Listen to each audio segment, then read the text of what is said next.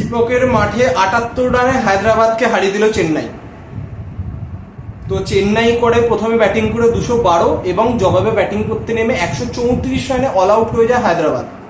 তো আমি আগেই বলেছিলাম এই হায়দ্রাবাদ দলকে হারাতে গেলে তাদের যে টপ অর্ডার ট্রাভিস হেড এবং অভিষেক শর্মা এবং মিডল অর্ডার বলতে মার্ক্রেভ এবং ক্লাসেন, এই চারজনকে আউট করে দিন প্রথমে, ম্যাচ আপনি জিতে গেছেন। কারণ এদের মিডল অর্ডারে বা লোয়ার মিডল অর্ডারে কেউ নেই।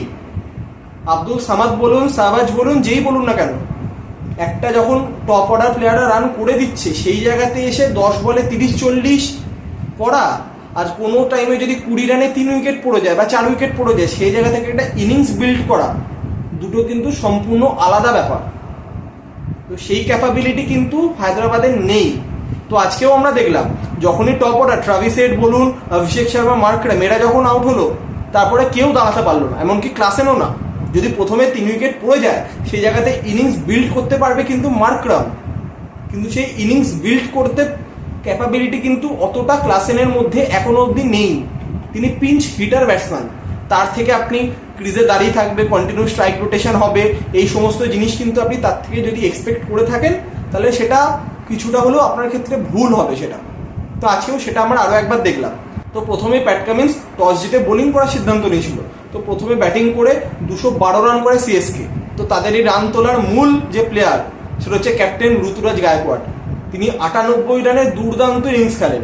শিওর শট সেঞ্চুরি তিনি মিস করেন, নাটরাজনের বলে তিনি আউট হয়ে যান। এবং অবশ্যই ডেরিয়াল মিচেল তিনি 52 রানে একটি ইনিংস খেলেন এবং লাস্ট অব্দি MS ধোনি 2 বলে 5 রানে নট আউট থাকেন এবং শিবম দুবে 39 রানে নট আউট থাকেন। তো উল্লেখযোগ্য, ধোনিকে এই বছরে এখনো অবধি কোনো বোলার কিন্তু আউট করতে পারেনি। যে কটা ইনিংসে তিনি ব্যাটিং করতে নেমেছেন নট আউট বেরিয়েছেন। তো তাদের হয়ে কিন্তু ওপেনিংয়ে কিন্তু আজকেও রাহানে কিন্তু ফেল করে, কিন্তু তারপর মিচেল এবং ঋতুরাজের দুর্দান্ত পার্টনারশিপ হয়। তারপর ডেরিয়াল মিচেল আউট হয়, তারপর নামে শিবম দুবে। তো লাস্ট ওভারে গিয়ে ঋতুরাজ 98 রানে আউট হয়, তারপর নামে MS ধোনি। নেমেই তিনি একটি 4 মেরেছিলেন, তারপর সিঙ্গেল নেন। তো সেই ওভারে 5 নম্বর বলে একটি ফুল টস দিয়ে দেন নাটরাজন, শিবম দুবে 6 মারে এবং তারপর লাস্ট বলে সিঙ্গেল। আমরা যদি দেখি তাদের কে কত রান করেছে, রাহানে 12 বলে 9, ঋতুরাজ 54 বলে 98, মিচেল 32 বলে 52, দুবে 20 বলে 39 এবং ধোনি 2 বলে 5। এবং হায়দ্রাবাদের হয়ে 4 ওভারে 38 রান দিয়ে একটি উইকেট নিয়েছে ভুবনেশ্বর কুমার, নাটরাজন 4 ওভারে 43 দিয়ে একটি উইকেট এবং ইউনাদ কাদ 4 ওভারে 38 দিয়ে একটি উইকেট এবং প্যাট কামিন্স 4 ওভারে 49 রান খেয়েছে এবং শাহবাজ আহমেদ 3 ওভারে 33 এবং রেড্ডি 1 ওভারে 8 রান খেয়েছে। তো 212 রানে 3 উইকেটে শেষ হয়ে যায় সিএসকের ইনিংস। কেন অবশ্যই শিবম দুবে যেভাবে খেলছে, তাকে যদি ওয়ার্ল্ড কাপে না নিয়ে যাওয়া হয় তাহলে দর্শকরা অবাক হয়ে যাবে। তিনি সম্ভবত যাবেই, এমন একটা কন্ডিশনে নিজেকে উনি রিপ্রেজেন্ট করে দিয়েছে। আর কোনো সিলেক্টারদের কাছে তিনি অপশন রাখেননি যে একটা কারণ তো চাই, তিনি সব দিক থেকেই পাস, তাকে নিয়ে যেতেই হবে। মানে তিনি একদম বদ্ধপরিকর যে আমি যাবই। তার অবশ্যই সিএসকে পয়েন্ট অফ ভিউ থেকে তার এই ফর্ম এবং ইন্ডিয়ার জন্য খুবই সুখদায়ক হতে চলেছে। আমরা সকলে চাইবো যেন তিনি এই ফর্মটাকে বজায় রাখতে পারে। তো 213 রান চেস করতে হতো। প্রথমেই নামে ট্রাভিস হেড এবং অভিষেক শর্মা। তো ফার্স্ট ওভার বোলিং করতে আসে চাহার। তো সেই জায়গাতে দুজনে একটু অ্যাগ্রেসিভলি ব্যাটিং করছিল। কিন্তু সেকেন্ড ওভারে ইন্ট্রোডিউস করা হয় তুষার দেশপান্ডে। এই বছর একটা অন্য লেভেলে আছেন তিনি। তো তিনি প্রথমেই ট্রাভিস হেডকে আউট করেন। তারপর সিং, যাকে অ্যাজ এ ইম্প্যাক্ট প্লেয়ার নামানো হয়েছিল, তিনি ফার্স্ট বলে আউট, গোল্ডেন ডাক। তো 2 উইকেট পড়ে যায়, নামে মার্ক্রাম। তো মার্ক্রাম নেমে 4 মারছিল, ঠিক আছে। তো তারপরের ওভার আবার বোলিং করতে আসে দীপক চাহার। তো তাকে কিছুটা দুজনে হিট করছিল। তো তারপরের ওভার আবার আসে তুষার দেশপান্ডে এবং তিনি অভিষেক শর্মাকে আউট করে দেন। তো টপ অর্ডারে 3 জন ব্যাটসম্যানকে আউট করেন তুষার দেশপান্ডে তার ফার্স্ট স্পেলে। তো তারপর নামে ক্লাসেন। তো ক্লাসেন আর মার্ক্রাম পার্টনারশিপটাকে বিল্ড করছিল। তারপর এন্ট্রি আর পাথি রানা, যে ইয়র্কারটা তিনি দিয়েছেন মার্ক্রামকে বোল্ড করতে, একটা বিশ্বমানের প্লেয়ার, তিনি তাকে পুরো নাস্তানাবুদ করে বোল্ড করলেন। তো এইভাবে একে একে উইকেট পড়তে থাকে এবং 134 রানে অল আউট হয়ে যায় হায়দ্রাবাদ এবং 78 রানে এই ম্যাচটি জিতে গেল সিএসকে। যদি আমরা দেখি হায়দ্রাবাদের ব্যাটিং কোলাপসে, অবশ্যই ব্যাটিং কোলাপস, কে কত রান করেছে। ট্রাভিস হেড 7 বলে 13, অভিষেক শর্মা 9 বলে 15, সিং 1 বলে 0, মার্ক্রাম 26 বলে 32, রেড্ডি 15 বলে 15, ক্লাসেন 21 বলে 20, সামাদ 18 বলে 19, শাহবাজ আহমেদ 5 বলে 7, প্যাট কামিন্স 7 বলে 5, ভুবনেশ্বর কুমার 3 বলে 4, উনাদ কাদ 2 বলে 1।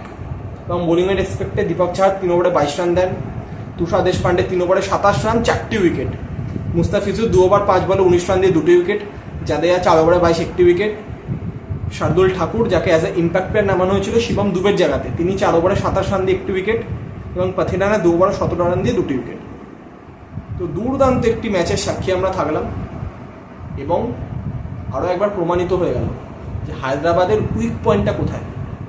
তো এই দল এমন একটি দল যাদের তাদের টপ অর্ডার যদি চলে, তারা 280 কেন, ভবিষ্যতে আমরা তাদেরকে 300 করতেও দেখব, কিন্তু ওপর অর্থাৎ টপ অর্ডার যদি না চলে তাদেরকে এরকম নাস্তানাবুদ হতে হবে। তো তাদের ক্ষেত্রে একটি জিনিস মাথায় রাখা খুবই জরুরি, যে একই ইন্টেন্টে একই অ্যাগ্রেশনেতে প্রত্যেক কন্ডিশনে প্রত্যেক জায়গাতে ম্যাচ বার করা যায় না।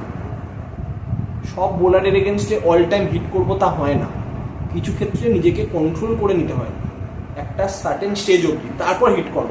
তো যেটা আজকে আরসিবি করে দেখছে বিরাট কোহলি এবং উইল জ্যাক্স, যে বিরাট কোহলি কিন্তু স্ট্রাগল করছিল ওমার জায়ের বলে, তো তিনি কি করলেন, সেই স্পেলটিকে উতরে দিলেন, তারপর নিজে হিটিং দেখালেন। উইল জ্যাক্সও প্রথম 15 বলে তার কন্ট্রিবিউশন ছিল 14 রান, তো তারপর তিনি 41 বলে সেঞ্চুরি করেছেন।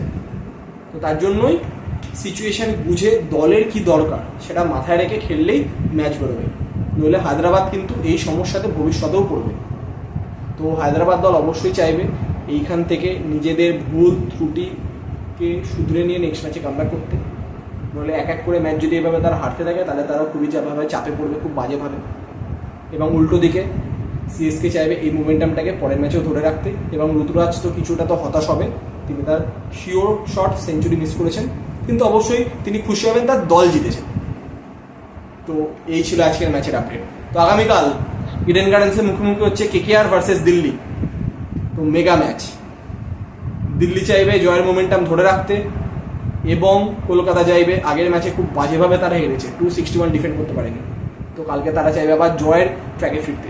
তো মেগা ম্যাচের সমস্ত আপডেট নিয়ে দেখা হচ্ছে কালকের ভিডিওতে। তো আজকের মতো এতটাই।